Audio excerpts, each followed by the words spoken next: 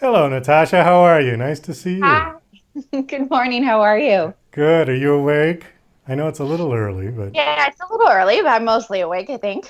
okay. Well, that's good. Well, thank you for coming on the show. I appreciate it. Um, you've got a video out called What Love Really Feels Like, yeah? Yes, I do. Yeah, we put it out the end of last year, and it's a live in-studio recording with a music video. Oh, well, that's super. All right. Well, we're going to play that in a few minutes. Before we get to that, though, there was something on your bio I wanted to mention that you did Yeah. go to Berklee I School of did, yes. Music I in graduated Boston, yeah? class of 2008, and I had a great time there. I'm a California girl, so it was like definitely a culture shock moving out there, but it was super fun, and I feel like I learned so much being out there and at the school. I loved it. What did you think of Boston winter? That was rough. Yeah. I bet. I I feel like most of my teachers the first semester were fully aware that if it was snowing, I wasn't going to be in class because I just couldn't. There was just not enough layers I could put on to handle snow. It was rough. Yeah, it gets to you after a while. Yeah. It does.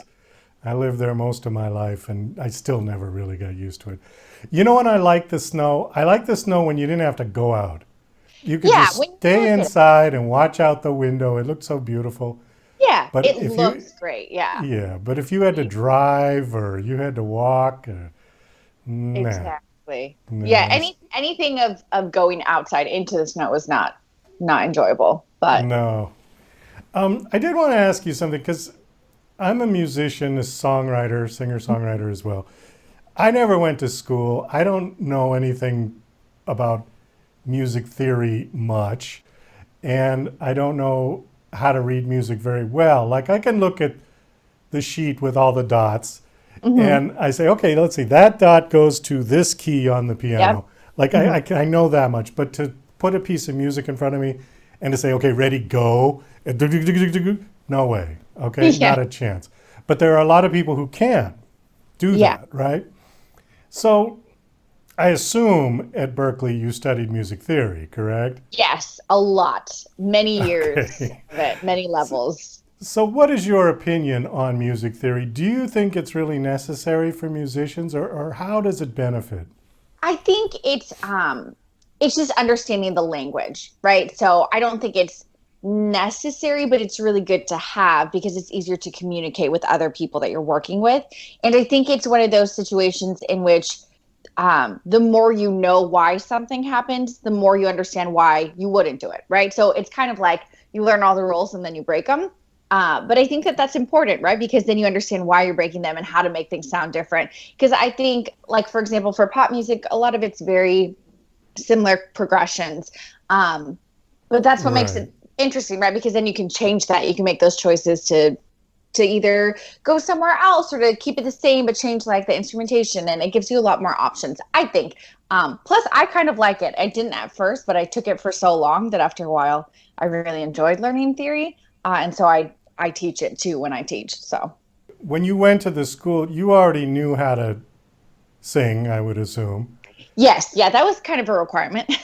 And were you writing at that point before you went to school? I was, yeah, not as much as I did when I was at school, but I think that was a lot of just being around people. So up until that point, it was, regular school. And so you're always around all kinds of people. But when you're surrounded by other musicians, I feel like it pushes you. You're really driven to like, oh, I need to like be inspired by all these people who are practicing all the time and writing and performing. And it made me work so much harder.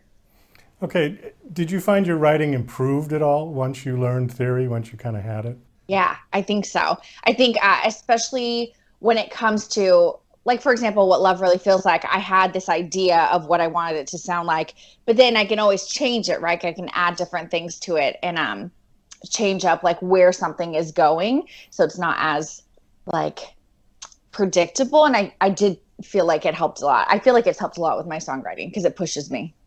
Okay.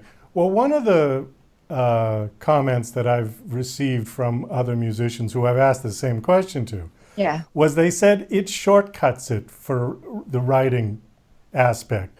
If you're sitting at the piano and you've got an idea for a song and you're fooling around and trying, Mhm. and you're stuck. You get to that one spot where you're just stuck on that change chord that Yeah. you need. Theory will shortcut your road to finding that chord. Yeah, that makes sense. Yeah, because Yeah, it kind of gives you a map of where you can go. exactly. Where Yeah. if you don't have that, you're trying every chord under the sun Yeah. and using your ear to figure out which one Yeah. sounds right. Yeah. Yeah. Which, to be honest, so I do that anyway. I'll like try every which chord just to be like, oh, I know it could go here, but what other place could I go that could be interesting? You know? Miles Davis once said that there's no such thing as making a mistake one note. He says, but it's the next note. I agree 1,000,000%. Victor Wooten has a book out called The Music Lesson, and he discusses that as well. It's even if it feels like it's the wrong note, wherever you go next, like dictates it, right? So even if it Yes. in the moment sounds weird, if you resolve it. And I just saw this other interesting post. I don't remember who said it, but it was if you sing or play the wrong note loudly, quietly, then it's a mistake. But if you sing it or play it loudly, it's a choice. And I was like, yeah, because it is, right? At the end Right, of the day, as long right. as you find a way to make it work, it works. And that's the beauty of music. It's all your own, and it's how people hear it and how you feel it. Well, it's true. And in fact, when I went to school for acting, I went to the American Academy in New York. And one of the things they taught us, this was primarily for stage actors, for theater actors. They said, if you're going to screw up brilliantly. Yeah. You know, don't try to cover it. So I think it's the same theory. Don't do your note quiet. If you make a mistake, just blast it, Yeah, definitely. and people will think you meant to do that. Exactly. Right? Yeah, exactly. It's a Yeah. choice. At the end of the day, it's a choice. It's a choice. Exactly right. So we're going to listen to your video. Listen to your video. We're going to see your video Yeah. and listen to your video. You want to tell us anything about it before we watch it? Just that I think it was such a long journey to get this song done in general. I dreamt the song. I want to say it's probably been like 5 years now. And then it took me 2 years to finish writing it. And it was like something had clicked and I was missing one line, and it came to me, I don't know, when I was driving or something. And then I finished it, and then getting the whole process of going from the demo to figuring out how we want to film and record, and all of it was a long process, but it was so worth it because I'm so happy with how it came out. I feel like it really was everything I wanted it to be. Okay, super. Well, this is Natasha Remi and What Love Really Feels Like.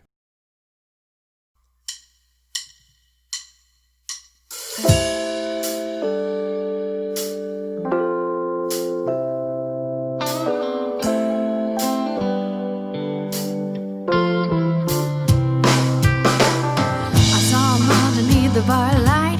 He was starlight in a room full of clouds.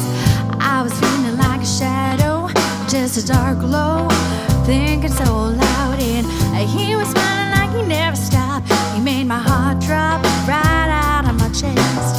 Next thing I knew, he took me by the hand, said, "Baby, let's dance, moving in a beautiful mess." And ooh, what's happening to me? 'Cause ooh, he's all I see. What if I just let myself? I think I know how it feels. What love really feels like. He's got me second guessing every move. I don't wanna lose, but I'm in too deep.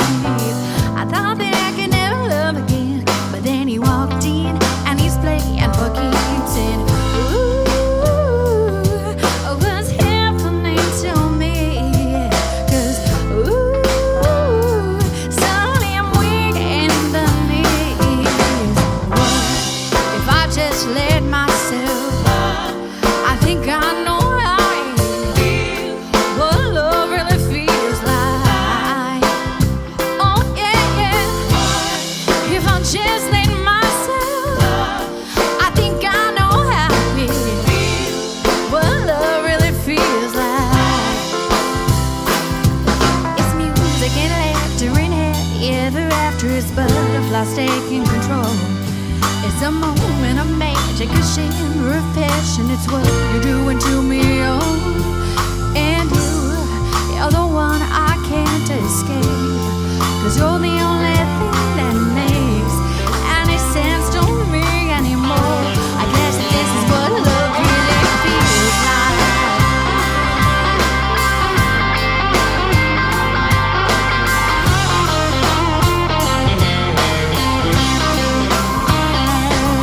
It's music and laughter and happy ever after's, but lost taking control. It's a moment of magic, a shimmer of passion. It's what you're doing to me, oh. If I just let myself, I think I know how it, what love really feels like. Oh yeah, yeah, yeah, yeah. If I just let myself, I think I know how it, what love really feels like.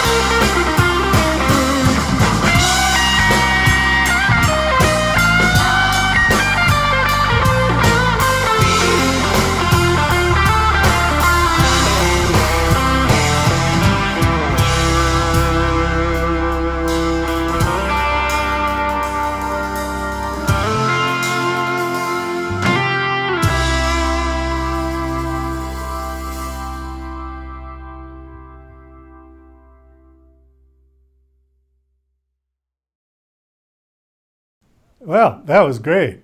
I really enjoyed that. Thank you. What genre would you put that in? You know, when when I was explaining it to the band, I was like, John Mayer vibes. So I guess like singer, songwriter, pop. John Mayer vibe. Okay, I get that. Yeah. Yeah. You know who came to mind first for me when I saw it was Dave Matthews. Oh, really? But that's kind of in the same Yeah, definitely. group. Yeah. I was thinking very like just fun, good vibes, like, you know, like a feel good song. Yeah, okay. The reason I ask about genre is because, and I know I'm going to sound like your grandfather to say this, but back in my day, there was only like 3 genres that they'd play on the radio, you know? And now there are so many sub-genres and sub-genres Yes. that I don't know what is what anymore.